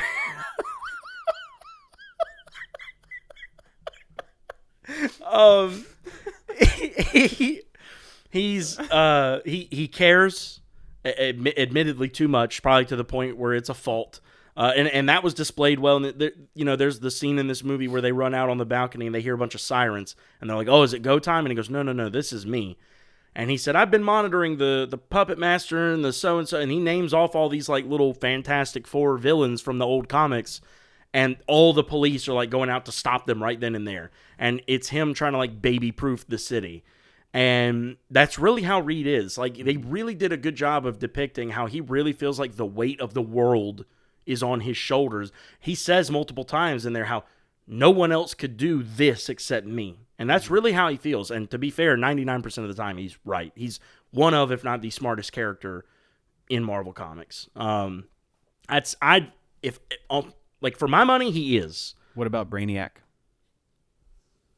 Brainiac's DC. Oh, that's DC? Yeah. Oh. The only reason I even brought that up was because I saw this short on YouTube of a guy interviewing like this really big comic book. Yeah. Have you seen that before? And then when he's like, oh, you were staying terrestrial. Yeah. Yeah. Now that guy knew his stuff. Yeah. That guy knew his stuff. And like you saw, he put Reed before ever. Like, to me, I'd say Reed probably is. He's insanely smart. That being the case, They did a good job depicting how he really does feel the weight of the world on his shoulders. He really does feel like he's the only one who can save the city and the world and the universe. But I guess he won't because they're coming to the 616. So I don't know how that's going to go. But yeah, in the end, I was like, he did a good read. Oh my God, I'm sorry. But what you just said. Like, why would they be coming to the 616? I didn't even consider that as a question. I thought that their universe was going to get destroyed in this movie, and that was going to lead them to go retreat to another universe, and that's what we saw in the Thunderbolts end credit scene. But that didn't happen, and I didn't stop to think, well, then why are they going to the 616? I wonder if they're going there because they think the variant of Doom that was Iron Man could be the way to stop Doom, and they don't know that he's dead. It's possible. My running theory right now is that the universes are colliding like how they do in the comics for Secret Wars, and there's an incursion.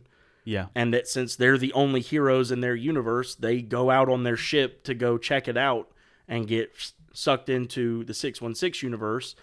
That makes sense. That makes way more sense. It's already been confirmed that at the end of the Marvels, which I know you haven't seen, there's an end credit, or I don't know if it's even, well, it's kind of both. It's the end of the movie, and then they revisit it in the end credit scene because they don't really resolve it in the movie. But Monica Rambeau goes out into space to close a void that had occurred from the villain doing what the villain was doing, and the only way she could close it was by going up to it so close that it put her on the other side of it when it closed.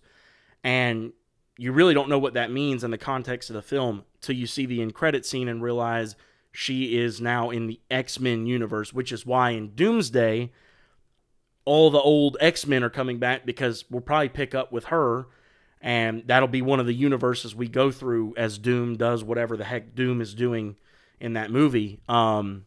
This is kind of already leading into one of the things I wanted to talk to you about that I was bringing up. Okay. But are we finished gushing? Because I mean, yeah, I think for the most part, we both kind of already given our score 8.5, 9.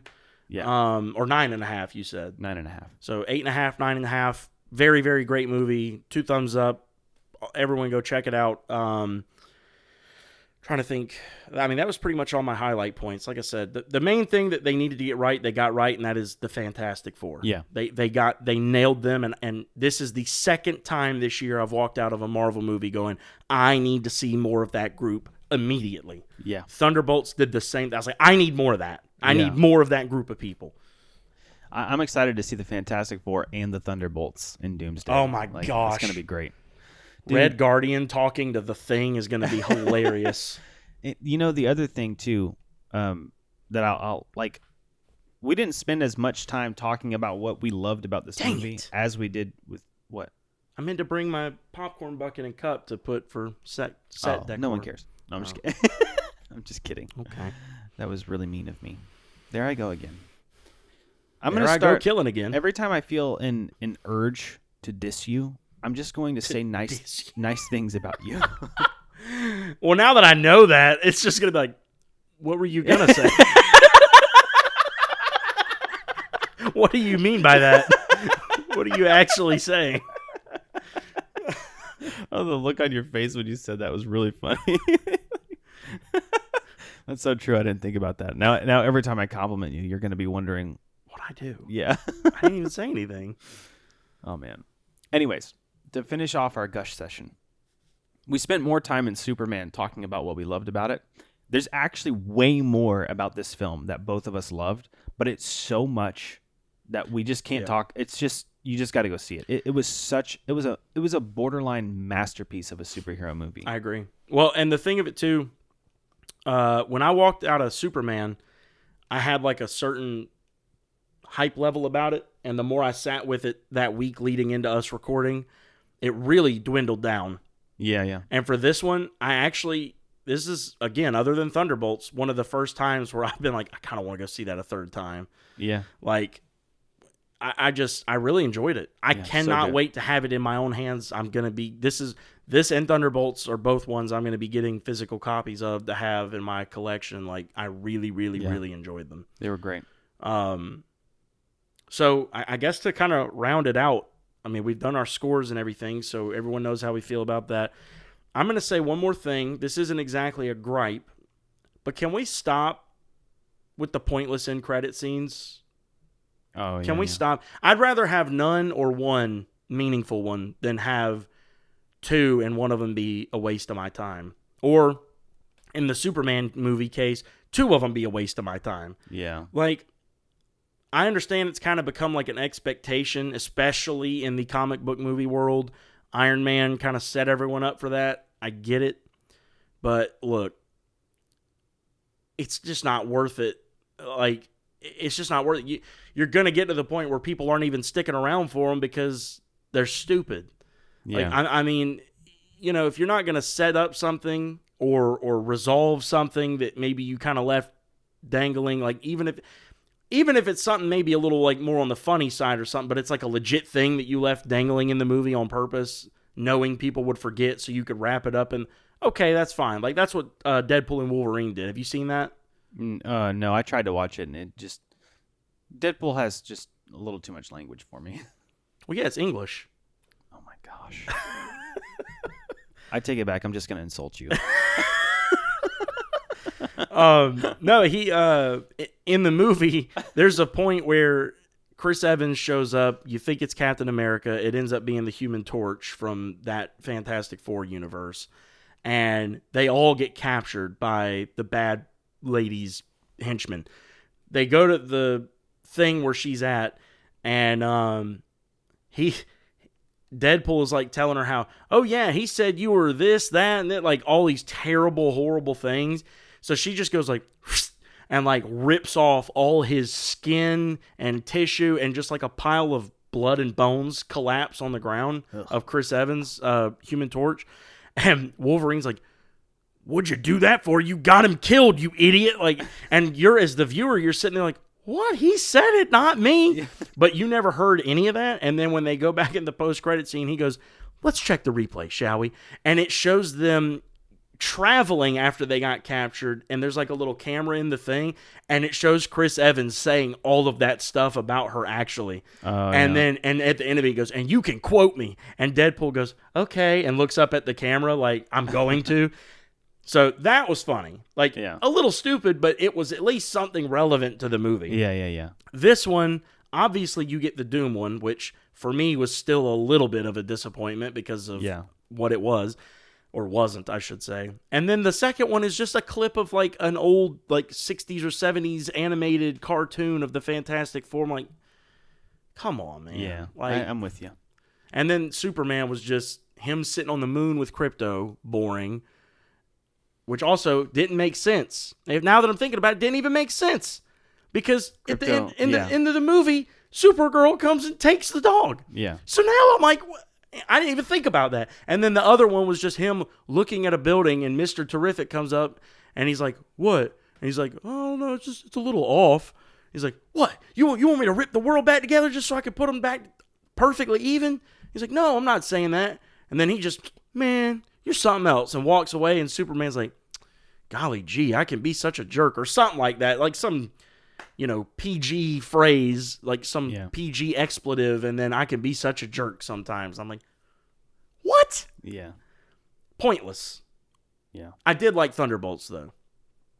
That one was funny. Yeah. Red Guardian in the cereal aisle. That was funny. Yeah. And it kind of went back to something in the movie. But anyway, because he wanted that kind of... He wanted that moment, and it amounted to nothing, because that lady, like, put it in her thing, and then she, like, went to the end of the aisle and, like, threw it in the side bin and walked away. But yeah, no, all in all, I'm just saying, I'm over the pointless end credit. Like, if you're gonna give them to us. Let it be something special. Don't give me garbage. I don't know how you feel about that. Oh, I'm totally with you. Yeah, I don't like sitting there through the whole credits for that. Yeah, I want it to be worth it. Yeah, but anyway, any other particulars? And it's particularly with this movie because of all the multiverse setup. Because I was still holding on to hope for that last one. It could have been just a short little clip. It did not have to be that much. Yeah, but just if they had just done a little bit more with the multiverse that they milked so heavily, like you could just show, I don't know, like you're seeing a clip of the Fantastic Four and you just see a spider web come in or something. Yeah. Like, well, and I'm about to make you really mad. Imagine if we would have gotten another check-in with the Thunderbolts. Yeah. It's not making me mad. I mean, that's what I'm saying. I'm saying make you mad isn't like you're gonna be like, yeah, what the heck, man? Like, we could have gotten that. Like, imagine if we would have gotten, like, another just, like, 15 to 30 seconds of, like, hearing them talk, like, maybe a follow-up to the clip from their end credits of the ship landing, and, like, just hearing them talk over footage of the ship, like, coming down or something. Yeah. Like, just a little more of that. Yeah. Would have been better than the cartoon thing. Or you could have shown them in the spaceship, like, shown it from their vantage point, and they could be talking and be like, are you sure about this? It's like...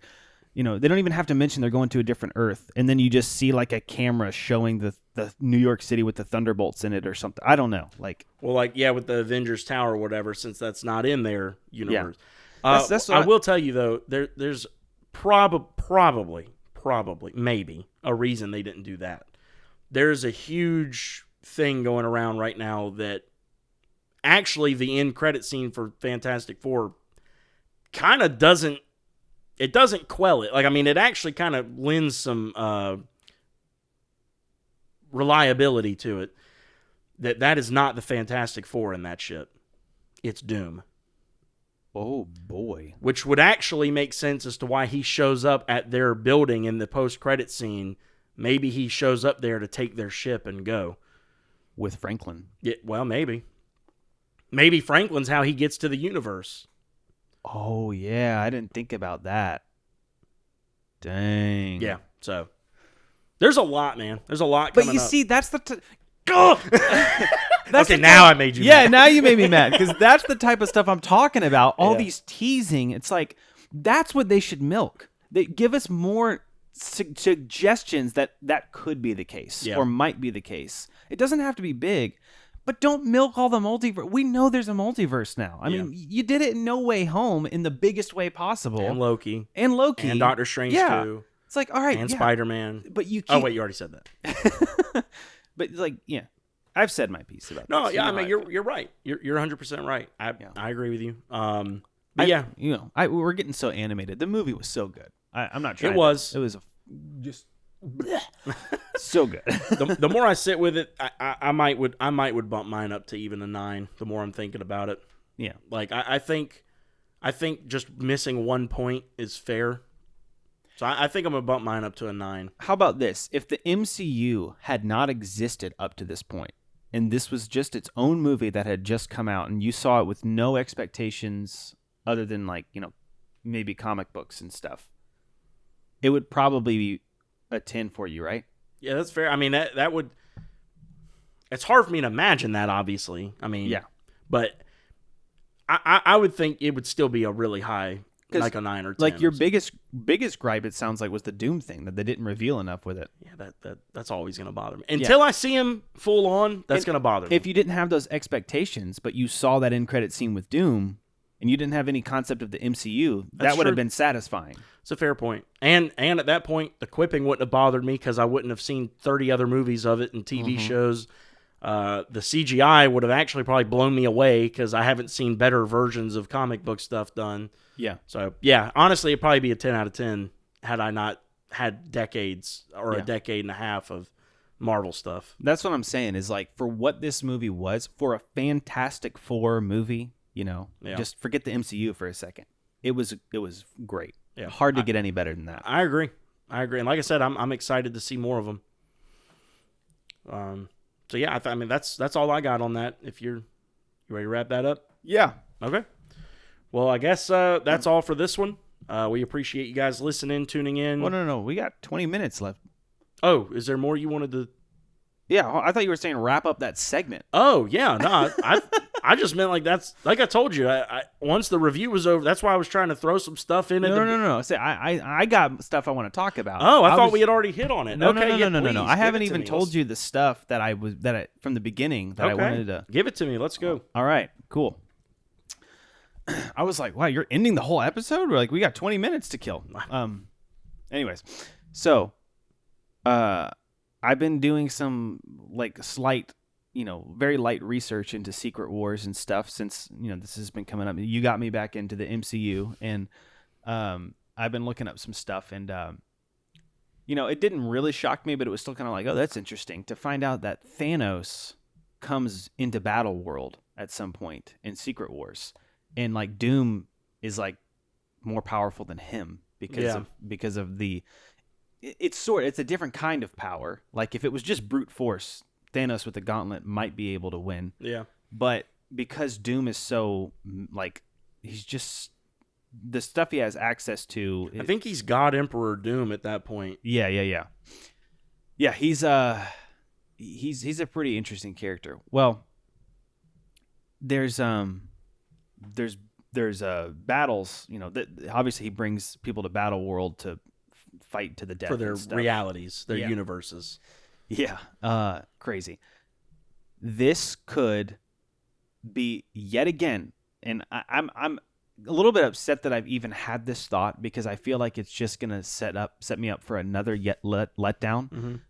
They yet again have opened the door for themselves to redeem the way that they've crapped over heroes like Thor and the Hulk in this, because you can bring, even if Thor dies, you can bring him back. You can redo the stuff that you did badly in the past, and you can give Hulk and Thanos a rematch again on Battle World if you bring Thanos back with this way. That's a good point. And do the thing that you should have done in Endgame. Everything that you wanted to see in Endgame in that last battle scene can be done now in Battle World. That's true. And done in a satisfying way.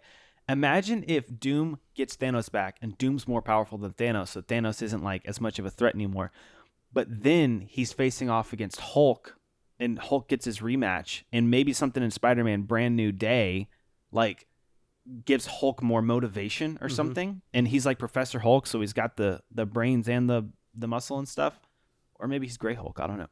But anyway, and then the Hulk actually beats Thanos. Like that would be a huge subversion, in that whole thing. I don't know. I just thought I thought there's so many things that they could do. Like what were other things that you wanted to see in Endgame? Because I know you've talked about how they should have spent more time on the battle rather than the time heist. Yeah. What were some things in the battle you were hoping to see? I can't say like anything specific at this point. I mean, it's been years. You wanted the Hulk and Thanos rematch. I would have loved that. Really, another thing I would have loved to see is just the OG Avengers team that was left, because I know Black Widow died in the movie, but the OG Avengers that were left be like, there was some concept art floating around of them grouping up in that battle to go fight Thanos and be like the group that like takes him down. And I just felt like that would have been really poetic. So something like that, but I mean, at this point, doing that in Secret Wars would kind of just be, especially with now RDJ being Doom and everything, it wouldn't be the same. But like, there are plenty of things. You wanted to see more of Winter Soldier. little more of him. You get like a quick shot of him shooting a gun in that final battle. Not great. But I think now that he's in Thunderbolts and like that kind of blew up and has at least a cult following, I don't know why Marvel's viewing it as a flop, but if you want to call it like the world's largest cult following, then we will. I think we'll see more of him, not only in Doomsday, but also Secret Wars and in whatever big major battles happen.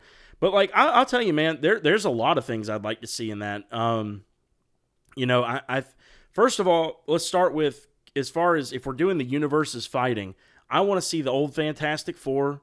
I want to see the Fant Four Stick group. I want to see both of them. I want to see, what's his name? Nick Cage's Ghost Rider. I want to see Ben Affleck's Daredevil. I want to bring them all in. Bring them all in. Yeah. This is essentially a giant reset. Yeah. Kevin Feige's already confirmed this will reset the MCU. Like even the like Iron Man, Cap, like it's all done. We're getting reboots eventually if they bring them back in, and when they bring them back in, it'll be all new casting. We're starting over. And it might be years before we see a lot of those characters ever again. We might not see them in our lifetime again. I don't know. Some people would argue that's a good thing. Some people bad. But at the end of the day, I just don't know. Regardless, there's a lot that I think they could do as far as satisfying fan service for Secret Wars if they're clashing universes. Like, I definitely bring Andrew and Toby back in. Oh, yeah. I've heard this thrown around time and time again, rumor-wise. I'm not sure how true it is, but I've heard that, like, Tobey Maguire and Hugh Jackman would be, like, kind of leaders of teams or of a team or something. Absolutely need some interact. They're two of the oldest still participating, like, Marvel actors. Yeah. Need that. I need that. I mean, there's just a lot. I still want to see Tom Cruise as an Iron Man variant. Yeah. I still, I could go on and on. There's a bajillion things. Spider-Man getting the symbiote. If they manage to pull it off where he gets it during Secret Wars, like in the comics, how he got it during Secret Wars, and they can recreate the comic cover of him standing in the middle of the battlefield, like going like this as it's like covering him up. That might be 10 out of 10 right there. Just the movie gets a 10 just for that. Like, because Eddie Brock versus Tom Hardy's Venom. Not Eddie. Eddie Brock is the character in both cases. Sorry. Topher Grace's Venom. Oh man, so that's what I'm saying, dude. They could do anything. Mm-hmm. They could do. The only thing that's going to disappoint me is if I feel like they went light on it. Like Doctor Strange 2 was literally called the Multiverse of Madness, and I feel like they barely touched on that. Like you got to take full advantage while you have this set up. This is the first and probably only time in cinematic history that a universe will have been successful this long and long enough to have built up this cast of characters, this group, to do this at the level that you have the opportunity to do it. And that's why I've told you, I think Secret Wars at minimum, needs to be 2 movies by itself. Oh, yeah. At minimum. Because how in Endgame, the final battle is like the last 40-ish, 45 minutes, supposedly, of that movie. And it didn't do all what I thought it should have done. The Secret Wars one, if it's not 2.5 hours, you messed up. I'm sorry, you messed up. Like, do all your story, all your setup, do all that in Doomsday and like Secret Wars Part 1, and then give me all of Battle World in Part 2. I want it to be like a war movie, but with all the comic book characters I've been knowing since '99. Yeah. Give me that for 2.5 hours. I mean, there'll still obviously be some story in it. War movies have story. You could still do plot in that, but like you will have ample time to play with to give every matchup we've wanted to see, recreate all the comic book covers, have different team ups, betrayals, secret double agent stuff going on. Give me Hydra, Cap. Go crazy. Give it all. I want it all. Yeah. Leave nothing on the table, because after this, you have said yourself, that's it. It's a reboot. It's done. A whole new thing going forward. So, while we have this last opportunity, I just don't want anything left on the table. That's my only hope for Doomsday and Secret Wars. I'm with you. I think they really need to go in, and I just want so badly, because Hulk has not had. There's been just a few times where Hulk has had moments where he really like shone, like, and pretty much it was just Avengers 1 when he finally at the end was like killing all the aliens. It was like, that was like, yeah, get it, Hulk. And I mean, of course, Avengers 2, he does his thing, but it's not even as highlighted. Yeah, it's not. He's just there helping. Yeah, it's not even like that impressive or anything. And then in Infinity War, he got his butt kicked and then didn't even come out. And then in Endgame, he didn't fight at all. I mean, he brought everyone back. And he hasn't had any of his standalone movies. And I don't even know if Hulk has shown up in any other movies. Thor Ragnarok. Oh, yeah. And he was in Iron Man 3 in the post-credit scene. You find out that he's the one who Tony Stark was like telling his story to. Yeah. And Bruce is like, I'm not that kind of doctor. Yeah. Well, that's and that's he shows Bruce. up in Shang-Chi as Bruce. Yeah, but that's Bruce. Well, I'm just talking saying about in Hulk. general, the character. I mean, yeah, that's fair. But I'm talking about Hulk. Like, we haven't seen in Brave New World, they had another opportunity to have Hulk, show up. So like a really good one. It made really a lot good of one. sense. Yeah, I know. And so like, I want to see Hulk, like, especially as Professor Hulk. I want to see him shine. Like, I want to see that, and the redemption with Thanos, like defeating Thanos on Battleworld would be epic. Yeah. So, there's that, and then I was gonna ask you something, because you talked about Tom Cruise as an Iron Man variant. So, does that mean, because if Iron Man in the 616 was a Doom variant all along, does that mean that Iron Man in other universes are something totally separate from him? Like, that's a good question. Iron Man variants would be variants of a different Iron Man. That's a good point. I don't know. Here's the thing. when you kind of, you're a writer, so I'm assuming you know the term pants. Like, when you pants something. When you kind of pants something that's decades long, and like, you never quite, I mean, you got contracts to deal with, and I mean, sadly, some people pass away, like Chadwick Boseman. Things that are completely out of your control happen throughout the whole course of building this universe. There's going to end up being some inevitable, like, kind of plot holey kind of things that's like, if people really wanted to nitpick and be like, well, wait a minute, if this is this, then this, that kind of thing. That's not what I'm trying to do. No. I know. What I'm saying is, if they did this, like, if we find out in the movie that RDJ was actually always meant to be Doom, so in all the other universes, he's a Doom variant, but in the 616, he became Iron Man just through chance, like kind of what we've talked about in a previous episode, that being the rumor of what's going to happen, then, yeah, it kind of would open the door to be like, well, now if you show any Iron Man variants in Battleworld, it would be like, well, wait, does that mean in all the other universes, that's Iron Man? Like, Tom Cruise is Iron Man in all the other universes kind of thing? Like, it kind of would be really cool. It opens the door for that, but who knows? Who knows? I don't think that would be a plot hole or a nitpick. I think that would be cool. That'd be like a real big subversion. Well, then who is Tom Cruise in the 616? That's because he was supposed to be Iron Man. That's a fair point. But RDJ, he could be Norman Osborn. There you go. Yeah, that would actually be kind of cool. That would actually be really cool. I don't know if I've ever seen Tom Cruise play a. Oh no. I did see him play a villain. Have you seen the movie Collateral? Mm-mm. Dude, that movie was a huge shock on how good it was. You know what it's about? I don't think. Jamie Foxx is this taxi cab driver, and then Tom Cruise, and he's got white hair in it. It's really weird.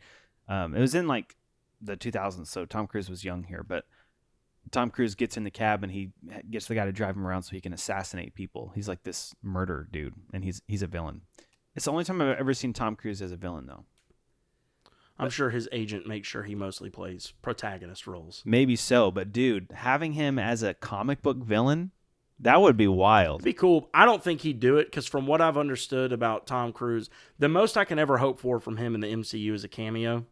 Because from what I've heard about like him and how he likes to do movies, which, I mean, he's Tom Cruise. If he's going to sign on, they're going to kind of go with what he wants. Yeah. He likes to have a lot of control as far as like production and like things in the movie. He likes to have a very hands-on approach, again, from what I've heard. I don't know the man. And then I also, from what I've heard, don't think he would want to be involved in another long-term, long-standing franchise, because he's already got Mission Impossible, and then he does his little one-offs and stuff. I don't think he would want to be tied up in like the MCU. It's pretty demanding. Well, you don't have to make Norman Osborn in the 616 like that deep or long. Like, he could just be there to set up Oscorp and then die, and then have Harry Osborn. To not do Green Goblin, that's a waste. I guess that's fair. Especially if you're bringing Tom Cruise to do it. Well, but... Not that I think he'd be a good Green Goblin at all. He could be. It would be really interesting. Again, maybe I'd have to see Collateral. Like, I'd have to see how he does it. Green Goblin is like an unhinged lunatic. Yeah. Like I've Heath never Ledger seen him. Joker level of like, you know. So I don't know. I've never seen Tom Cruise in a role like that, though. That's what why I'm it's saying. so interesting to me. It would be intriguing, but like if I'm fan casting it, I'm not putting Tom Cruise in that. Sure, I'll Now, give you that. if it came out that he was doing it, I'd be like, oh man, they must have like screen tested and like they must see something there. Like I guarantee, I'll put it like this: I don't see a world where he becomes Norman Osborn and then becomes the Green Goblin and it's bad. Like, he puts everything into his roles. I'm sure it would be good. Yeah. But like if I'm fan casting it, I'm not thinking Tom Cruise. Yeah. Well, to the point you made it earlier about it being a waste, I don't think it would be a waste because they already brought the Green Goblin into the Tom Holland universe with the multiverse in No Way Home. So we've already got a good Green Goblin for him. Well, not really. Yeah. I mean, it's not a waste, and we've already seen the Green Goblin as a main villain too, so it's not a waste in that sense. But just to have him, if he had a significant part in Battleworld or something, Yeah, no, I mean, that'd be cool. as the Green Goblin, like Tom Cruise? Oh Yeah. my God. Tom Cruise as Green Goblin versus Tom Cruise as Iron Man.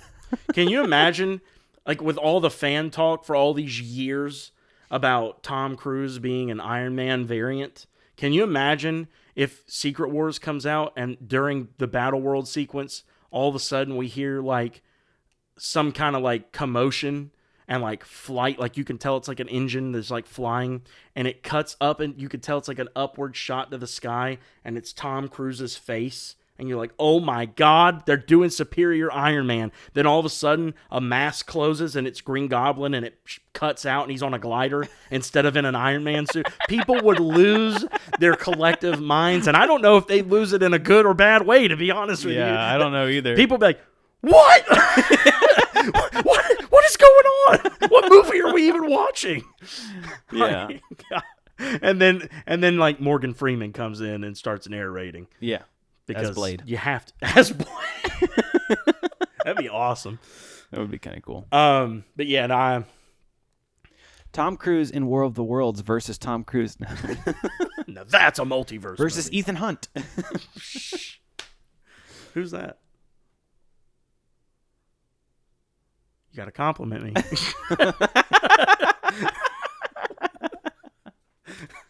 You have a nice beard. You have kind hair. You ever heard that growing up? I think this is a good time to end it. All right. I'm just kidding. I mean, that is all I've got. Yeah. I just wanted to bring,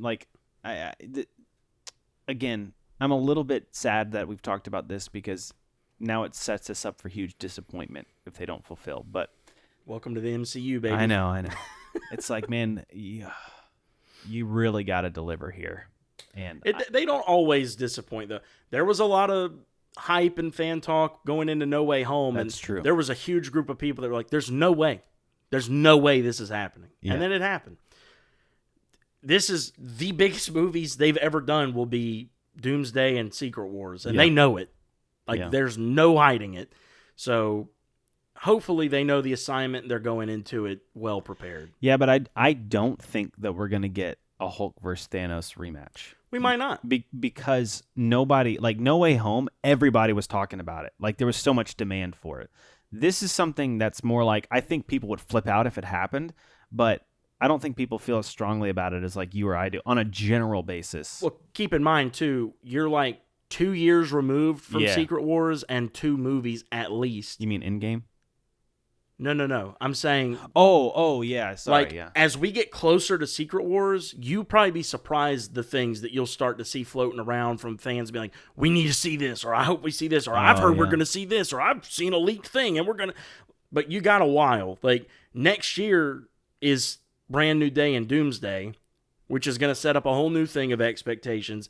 The year after that is Secret... Like, we got a long time before you start seeing all the stuff about what we'll probably see in the Battle World sequence in Secret Wars. Yeah, man. It's gonna be nuts. I want to cut it right there. Like, I just want to end it. I don't even want to do a sign off. It's gonna be nuts. Bang. When you said it, it was funnier than when I said it, though. We got to cut it off yours now. Great. I almost made a joke that probably I shouldn't make on the podcast. Worse than the if you Richard the comics. All right, guys.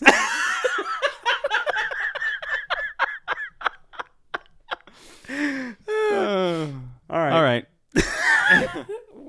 We'll see y'all next time. And hopefully we'll be a little more mature. I doubt it, though. Me too. On both accounts. Hope and doubt. Ladies and gentlemen, Screenwoven episode 16. We'll see you next time. Your hub for all things stories.